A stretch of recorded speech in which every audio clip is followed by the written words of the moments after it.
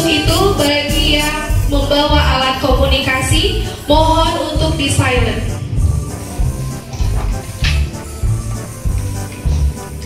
Alhamdulillah, selamat pagi dan salam sejahtera kami ucapkan kepada yang terhormat Bapak Dr. Haji Rustiana, STMT, MPD, MAP sebagai Kabid PSMP. Terima kasih Bapak sudah dapat hadir. Kemudian yang terhormat Ibu Dr. Ratnawati dari BBGP. Terima kasih atas hadirannya Ibu. Satu ini dengan Assalamualaikum warahmatullahi wabarakatuh. Satu, Angkatan 7 Pendidikan Guru Penggerak Kabupaten Bandung Barat. Agar berkah acara ini, marilah kita buka dengan membaca basmalah bersama. Bismillahirrahmanirrahim.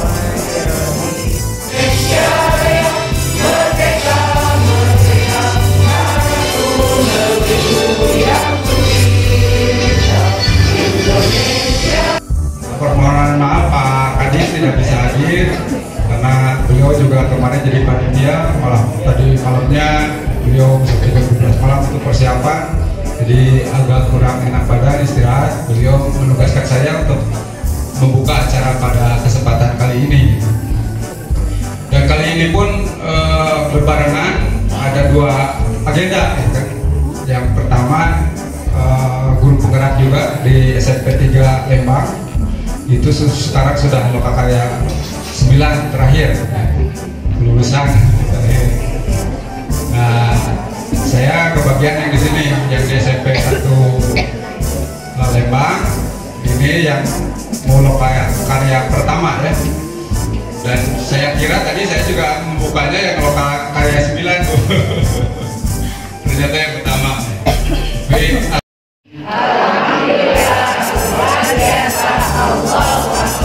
Selalu semangat ya, kata murid baru. Pertama saya ucapkan terima kasih kepada Bapak Kabid BPSMP Dinas Pendidikan Kabupaten Bandung Barat yang telah bermitra gitu ya dengan kami, dengan BBGB, dan betul sekali BBGB ini hadir untuk menggerakkan guru semua, terutama sekarang wilayahnya Jawa Barat Pak. Kalau dulu kita se-Indonesia Nusantara, tetapi sekarang lebih fokus lagi untuk wilayah Jawa Barat.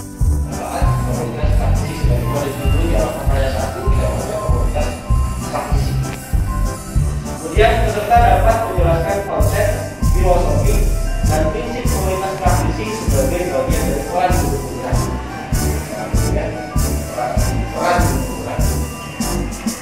Kemudian peserta dapat mengidentifikasi dan memetakan komunitas praktisi yang sudah ada. Katanya Pak. Iya betul. Tapi saya biasanya Pak judulnya namanya atau botrang, tapi selainnya ada dulu. Kemarin mengadakan klinik matematika, ya garunya. Ternyata ngaruhkan angka gitu. Wah, penipuan. Jangan siap ya. Penipuan. Bisa buat dia dong ya. Jadi insya Allah sebagai guru penggerak harus siap, dan itu mungkin dijadikan kebiasaan atau kebutuhan melakukan diskusi baik. Kemudian apa yang perlu ditingkatkan ke depannya agar bisa mengadakan diskusi komunitas praktisi dengan baik, kita harus punya dulu tujuan-tujuan tertentu untuk pengembangan pembelajaran yang berpihak pada murid gitu. Jangan diskusi betul tadi hanya ratusan saja, atau healing gitu, atau kami Ibu Yuyun mah lagi banget. Gini, jadi kita harus punya inovasi-inovasi dulu yang nantinya akan perlu masukan dari pihak.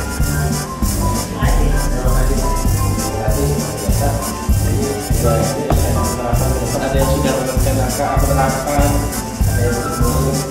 Dalam rangka nanti ke depan bagaimana penerapannya? Bisa dulu dari Ada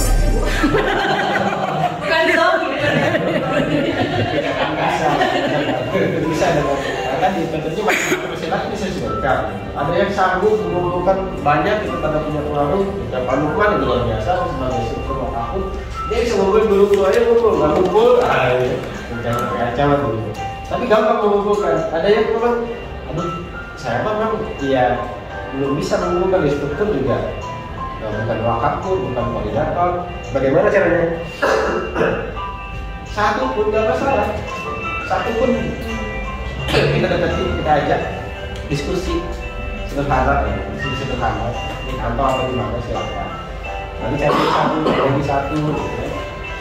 Rahasia gunung penggerak itu sebenarnya yang bisa kita punya ide jelek, maka yang membuat ide kita itu diterima di halayak jadi ide yang julid menjadi ide yang terimplementasikan dengan bagus itu karena ada pengikut yang pertama. Pengikut yang pertama inilah yang justru yang berjasa, yang menjadi pahlawan. Jadi nggak masalah kita ketemu satu orang. Jadi satu orang cerita nanti bisa mengajak orang. Baik, terima kasih Bapak Ibu guru hebat yang luar biasa. Mohon maaf saya terus. Saya akan bangun di batu tulis ya. Dulu ya.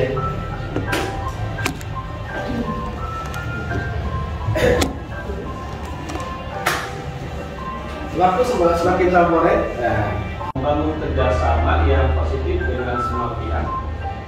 Selanjutnya untuk nilai yang tepat dan benar nilai berikutnya adalah inovatif. Tentu saja kita sebagai guru harus selalu menemukan cara baru, baik itu dalam pembelajaran itu baik dalam strategi, metode, teknik atau apapun itu yang dapat digunakan untuk pembelajaran yang berpihak pada murid. Kemudian juga memunculkan gagasan baru, fresh, belum ada yang melakukannya misalnya. Kemudian juga menggunakan berbagai sumber belajar. Ya. Dan untuk berpihak kepada murid, tentu saja semuanya berpihak kepada murid, menciptakan pembelajaran yang menyenangkan, yang sesuai dengan karakter murid kita, yang sesuai dengan gaya belajarnya. Tentu saja karena gaya belajar berbeda dan karakter berbeda, kita juga bisa menggunakan pembelajaran diferensiasi, memfasilitasi minat dan bakat yang ada pada murid, dan memberi kesempatan murid untuk mengemukakan pendapat, membangun sendiri pengetahuan mereka. Dan tentu saja pembelajaran yang menyenangkan dan bahagia, termasuk gurunya dulu harus bahagia. Terima kasih Bapak Ibu, itu penampilan.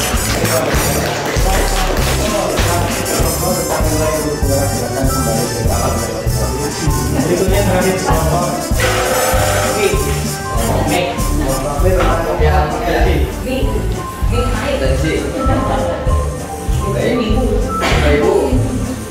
yang hebat, kami mengambil judul kelompok kami adalah kelompok 6565. Dasarnya adalah kenapa kami mengambil 6565 karena kompetisi guru penggerak ini salah satunya diambil dari Perdirjen nomor 6565 tahun 2020, namanya model kompetisi guru. Jadi ini disadur oleh guru penggerak, diambil menjadi kompetisi guru penggerak. Ada 4 kompetensi yang dikembangkan oleh seorang guru penggerak. Yang pertama ada memimpin proses pembelajaran, karena paling utama adalah memimpin pembelajaran. Yang kedua, mengembangkan diri sekolah lain. Yang ketiga, memimpin pengembangan sekolah. Yang keempat, memimpin manajemen sekolah. Nah, saya akan saran satu terkait dengan memimpin proses pembelajaran. Apa sih yang harus dilakukan? Yang pertama, pembelajaran berpihak pada modifikasi. Karena itu guru dari guru penggerak, sekolah penggerak, guru penggerak.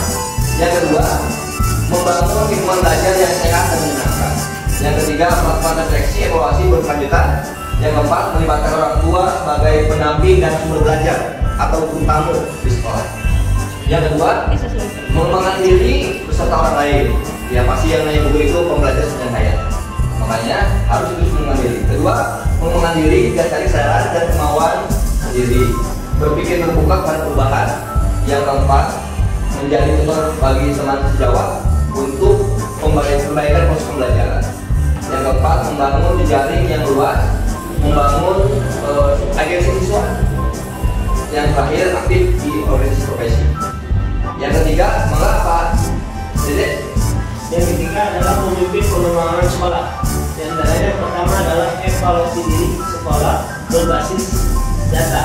Dan yang kedua adalah menginisiasi program pengembangan sekolah yang kreatif, inovatif, melibatkan inovatif saja. Dan yang ketiga adalah melibatkan orang tua dan komunitas dalam pengembangan sekolah. Dan yang keempat, memimpin manajemen sekolah. Tentunya yang pertama adalah membuat visi pembelajaran yang berpihak pada murid. Yang kedua, berkolaborasi dengan rekan sejawat dalam memimpin dan mengelola program yang berdampak pada siswa. Dan yang terakhir adalah mewujudkan program sekolah yang berdampak luas dan positif bagi keluarga sekolah. Nah, dari potensi itu Bapak Ibu nanti ada sampaian potensinya seperti guru itu. Yang pertama ada tahapan perkembangan. Sama kayak sekolah di bawah dilakukan seperti itu.